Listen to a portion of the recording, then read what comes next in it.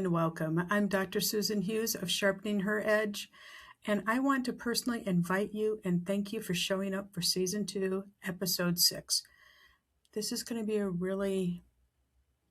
perhaps one of my favorite ones and a very important one, so buckle up. Let's go. It's called 361. Stop apologizing for being human. Okay, so today I want to talk about something that came up with a client recently. They admitted something that stopped me. It really stopped me for a moment. They felt guilty for acknowledging that they had needs. They felt that their needs were so suppressed because of childhood challenges and issues that they weren't allowed to have needs or show their needs. They really felt guilty that they had needs. And they weren't excessive needs. They were not unreasonable and certainly not dramatic needs. Just needs. So I wanted to create this episode specifically for them and for everybody else out there who's not acknowledging, nurturing, and listening to their own needs. And I thought, how many high-achieving people are walking around believing they're supposed to outgrow being human? Seriously, are you outgrowing being human? How many women, and yes, men in leadership, caregivers, physicians, executives, mothers, partners, and professionals have learned to function as if having needs is a character flaw? So today I want to bring it back to something very simple. 3, 6, 1. We have three physical needs, 6 human needs, according to the trainings of Tony Robbins, and 1 moment where we actually get to live. So let's start with the first 3. At the most basic level, we need to eat, we need to drink, we need to sleep. Can we agree on that?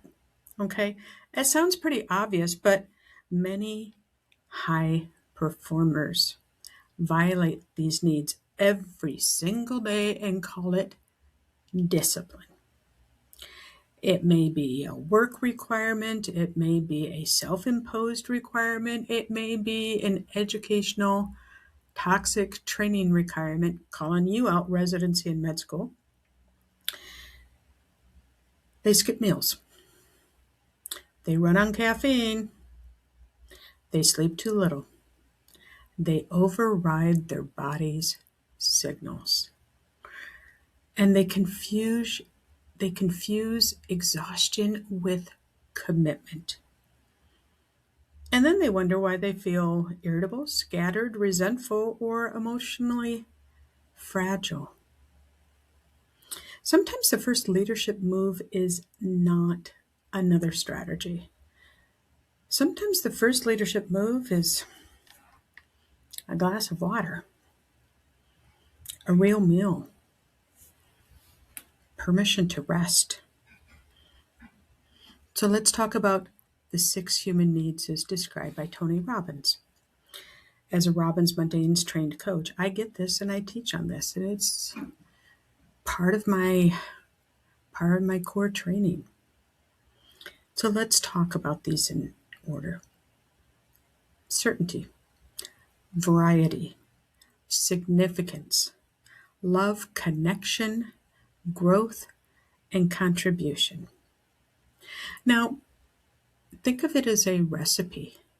We're going to have bits and pieces of all of these to make an incredibly scrumptious something to eat. Think of it as a cake. It's going to be balanced.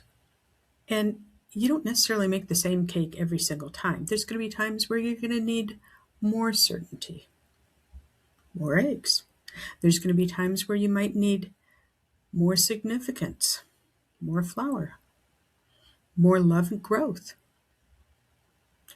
flavorings. It's all individualized, but we each have these needs. These needs drive so much of what we do, whether we realize it or not. We need certainty. We need a sense of safety stability, grounding. And yes, as we'll talk about later, belonging. We also need variety. We need change, aliveness, surprise, and stimulation. We need significance. We need to know that our life matters, that our work matters, and that we matter. We need love and connection. We need to feel seen, heard, known, and not completely unknown. We need growth. We are not designed to stay frozen or stagnant in one version of ourselves forever. I laughed the other day. It's like, am I on version 15.0? Am I on version 22.0? I just keep calling it the new normal.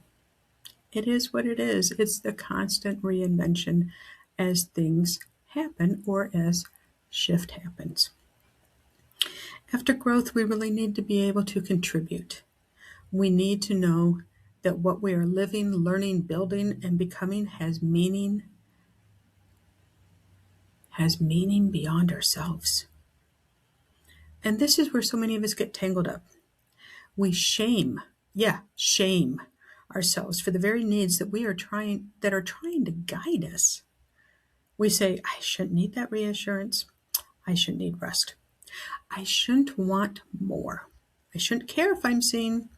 I shouldn't need help. Oh, that one hits hard right now. I should be grateful and stop wanting things to change. Screw that. Seriously, screw it. Our needs do not disappear because we judge them. They simply go underground. And when our needs go underground, they often come out as overworking, overgiving, overfunctioning, resentment, perfectionism, control, burnout, or emotional shutdown. And that is why awareness matters. It really is. Not so that we become needy. Oh my God, people don't like that word. But so that we can become honest. There is absolutely nothing wrong with having needs. The question is not, do I have needs? Of course you do. Seriously, come on, be honest with yourself. The better question is, am I meeting those needs in a way that supports the life I actually want to live? Because sometimes we meet the need for certainty by staying in places we have outgrown. Sometimes we meet the need for significance by proving, performing, and over-delivering. Sometimes we meet the need for connection by abandoning ourselves to keep the peace or playing too small. Sometimes we meet the need for contribution by giving so much that there is nothing left to give. That is a really bad space to be in. And sometimes we chase growth so hard that we actually forget to inhabit the life we are building. Which brings me to the one. Remember at the beginning of this, we talked about 3, 6, 1. The one overarching human need. To live in the present. This moment. This is the only one we have right now. Not the past we keep trying to fix. Not the future we keep trying to prescribe, predict, program, and control. This moment, today. Many of us are physically here, but mentally somewhere else.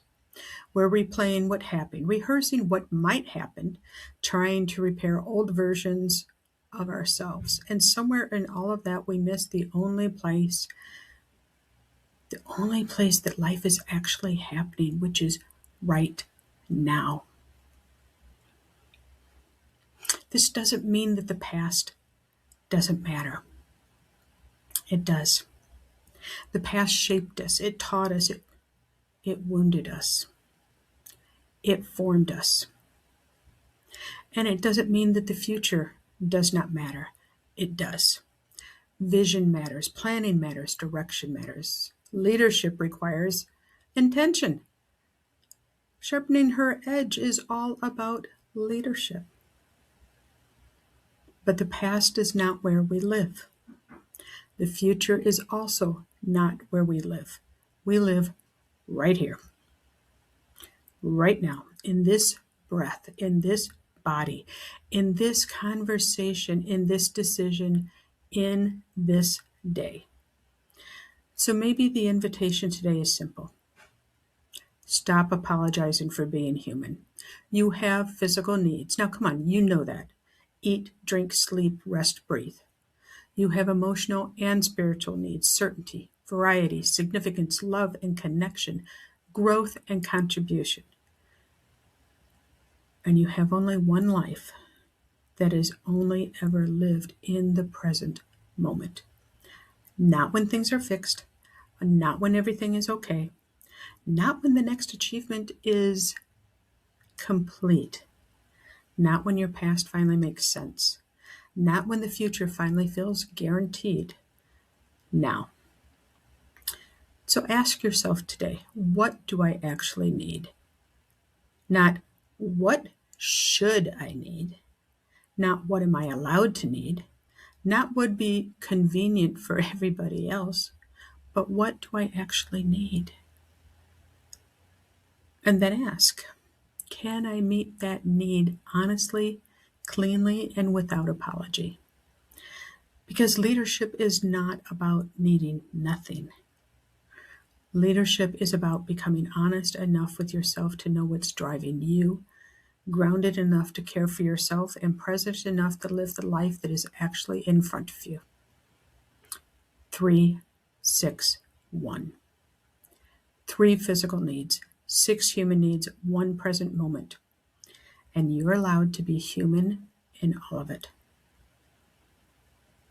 Don't forget, grab the free invisible load profile in the comments to see how this fits with you. Please like, subscribe, and share. Every Thursday morning another episode drops. I'm glad you're here. Be well, and I'll see you soon.